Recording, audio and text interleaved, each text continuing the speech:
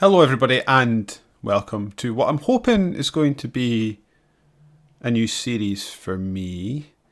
Basically, to give you a rundown, because this is probably going to be rough for a few weeks, but I've been putting this off for a while, and I think it's about time that I just got on and did it and put up what I have, and hopefully over the course of time, effort, practice, I guess, like everything else, this will become a more coherent formula that I can sort of bash out in time, because I don't know, those that have listened to other things I do, I find that I want to make content, I've got plenty to say, I just can't be bothered with the sort of hoops to jump through or the editing or the endless effort that seems to be involved when you're making content. I like making the content, and then I guess that's where my interest finishes. So I'm hoping that this can be a way that I can talk about games on my own and have something that's useful and interesting and engaging. This is going to be some sort of 5-minute reaction series, in that I'm not going to set a time limit or say how many of these I'm going to do, but if I play a game for long enough and I feel like I've got something to say about it, I want to do a quick few minutes talking about my feelings about the game, which I guess you'll see for this episode is Returnal.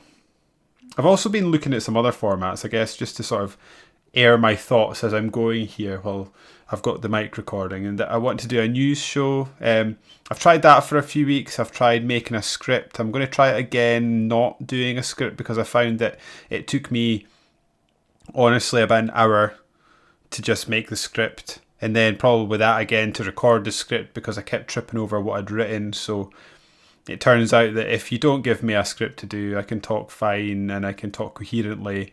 I just need to decide on the sort of rough things I want to cover, because otherwise the things I make feel a bit stunted and they're actually not that interesting or fun to make. So if they're not interesting or not fun, what's the point? So yes, what are we doing here? We're here to talk about Returnal.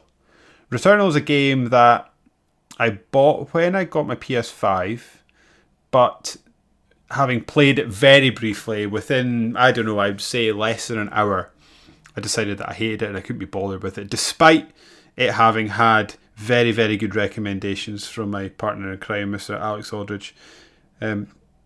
So when I was at sort of a loose end, wanting to play something different, wanting to play something single player for a while, ironically I ended up not playing much of this game single player, I decided to give Returnal a go. And Returnal is a very, very special game. For those that don't know, the sort of core gameplay loop of this is it's a sort of roguelike, light-esque type of game in which you take on the role of a lady that has apparently crash landed on an alien planet.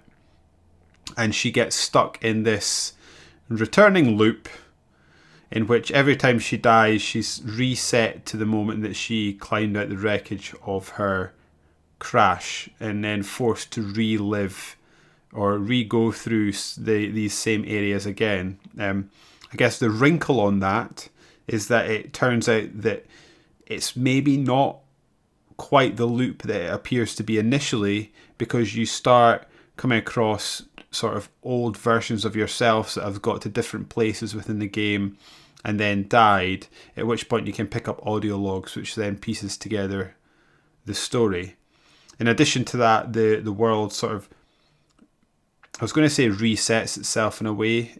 It does and it doesn't, and it is both, what's the word, procedurally generated and not procedurally generated. And what I mean by that is that the rooms you enter are set and designed probably for particular reasons, so that they can lay out different parts of the story in different ways, and you can come across different rooms and different places at different times when they want you to.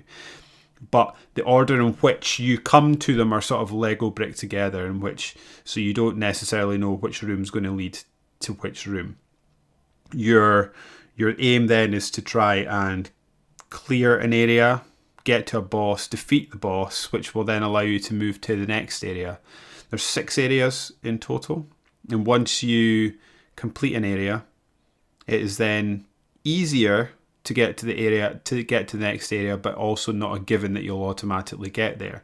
And you're asked to then sort of juggle whether you want to go straight to the next area, i.e. go and search it out as quick as possible, or stick around in the area that you find yourself in, increase your sort of stats and weapon proficiency, and find some better drops, better weapons, better add-ons and parasites for your suit before then moving on to the next area. After you complete the third area, there's sort of a hard reset in which you will then always spawn in the fourth area.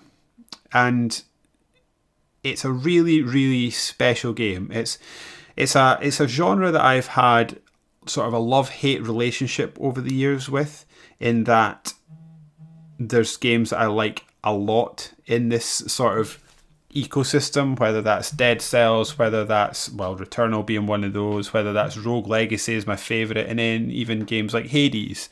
And then there's other games such as, and I'm now blanking on the name, and this is, I guess, the problem with recording these things on the hoof like this, and that you can't remember the names. But yeah, there's other games that I've sort of bounced off of and not quite liked in the same way. Binding of Isaac is not the one I was thinking of, but that is a similar one in which I enjoyed, but I just found myself sort of bouncing off it, and I never stuck with it as much as I would have hoped.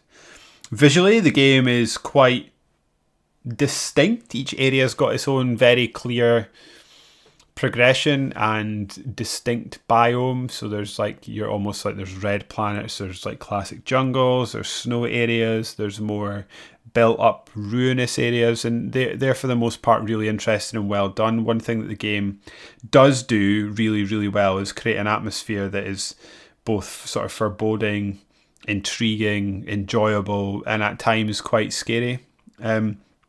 And it does that really well, and it's probably one of the single best uses that I can think of that makes use of the haptic feedback on the triggers and the special rumble that the PS5 controller has. And that I was playing with a friend, because since I last played this game, they've introduced a co-op mode, which I would highly recommend people make use of. It is so much fun, and he says that when he's playing a game, he feels it like the way that the world feels through the controller. At times he almost feels like the game is creating a sound just by feel, and I would totally agree with that. I think that's an excellent point, and I definitely felt that way in it at times. The game loop, as I say, every time you die you go back to the beginning, and for the most part I did like that. There was times where I had to just go away and take a break, because I would spend quite a long time doing runs. Runs are fairly unique in this genre, in that you can have a run that will last upwards of 3 hours, and then there was the odd time I would have like an hour's run and I would die and realise that I hadn't really made any progress that I could say that I've sort of can tangibly take forward into the next run. And those ones, when you're off the back of a really long run, to just fail like that, those are a real kick in the teeth. But on the flip of that, that does mean when you make some genuine progress, you feel really good about it, and like you've really accomplished something, which I guess you have within the context of the game. I just think it's both risk and reward, in a risk that the developers must have known about when they were making this game, because it is a risk to ask the player to put in a lot of time only to sort of kick them in the teeth and send them back.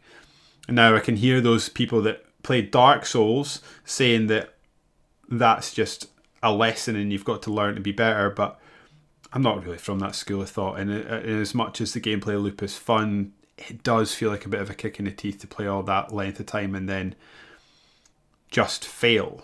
So that was a drawback for me.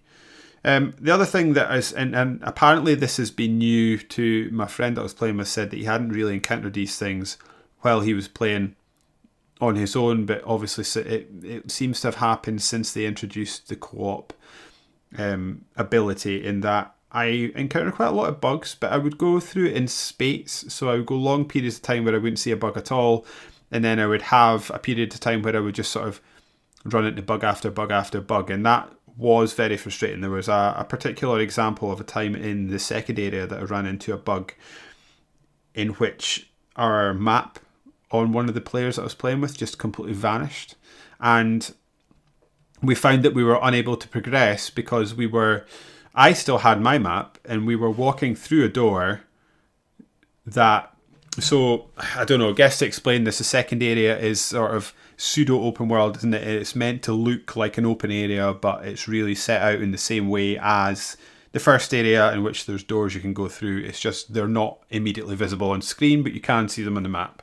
On the map we were going through doors and apparently heading towards the next area, but the game was registering as if we were going off piste and moving away from the target or the allowed path, and it was giving us damage, which I thought was a bit of a shame. But overall, yes, this is a very special game, and I'm delighted that I've made it to this game, and I feel like it's a fun experience that I would love to keep playing, and I hope I do, because once you finish the game you realise that you haven't really finished the game, and there's some things you can go back and collect so you can see the true ending.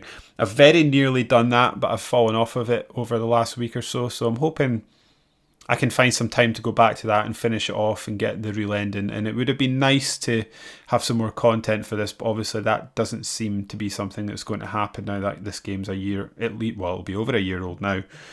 But interested to see what they do next. I had written down on my notes here score.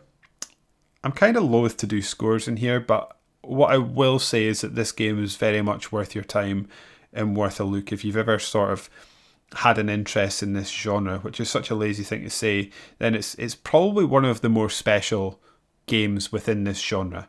If your idea of fun isn't to continually put in gameplay it is a fun gameplay loop, but sometimes not make progress and to lose your progress for the most part almost in entirety every time you die, this isn't going to change your mind in that regard. But in terms of being one of these games, it's a very good one of these games. Which I suppose brings me to the end of this first attempt. I see that I've managed to talk to you all for 12 minutes odd, so maybe this is a formula. This is a formula I've really enjoyed, actually. Maybe this is a formula I'm going to keep going. It would be nice to have someone to bounce off of, but I quite like these short form, quick reaction videos to a game that I've been playing and have some thoughts on.